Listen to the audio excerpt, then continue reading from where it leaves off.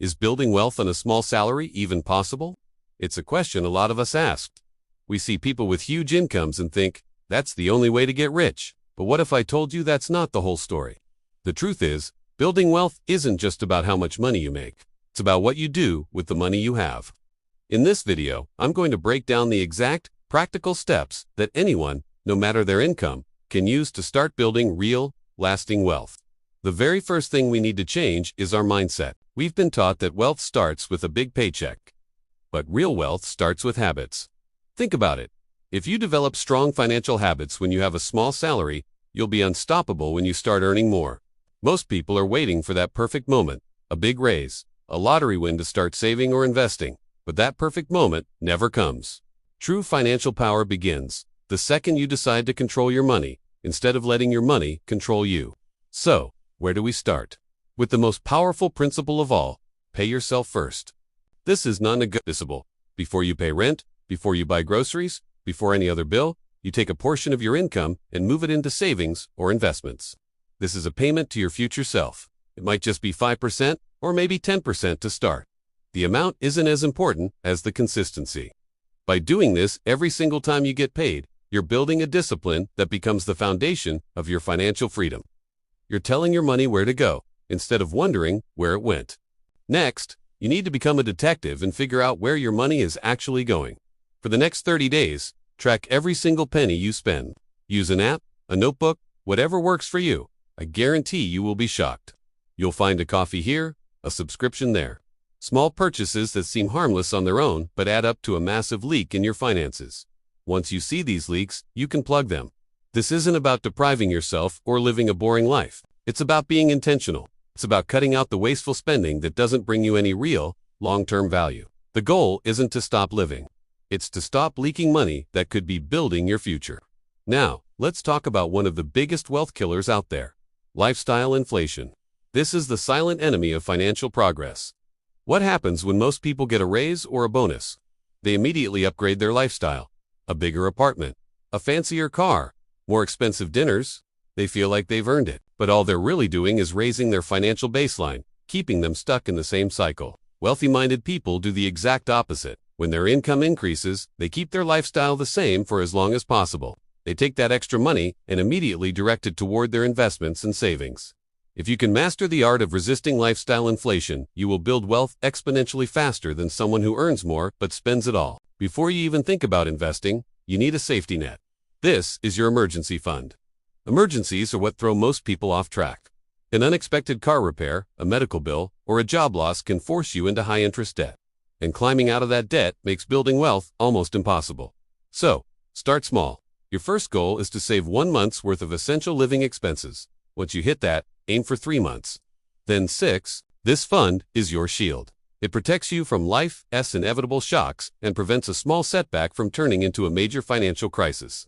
It gives you peace of mind and the freedom to make choices, not out of desperation, but out of strategy. Once your emergency fund is in place, it's time to start investing. And you need to start now, even if it's with a small amount. So many people think investing is a rich person's game. The truth is, people become rich because they invest. You don't need a lot of money to start. Thanks to things like low-cost index funds or mutual funds, you can begin with tiny amounts. The real magic here is the power of compounding. A small amount, invested consistently every single month, can grow into a surprisingly large sum over the years. Remember, it's about time in the market, not timing the market. The sooner you start, the more time your money has to work for you.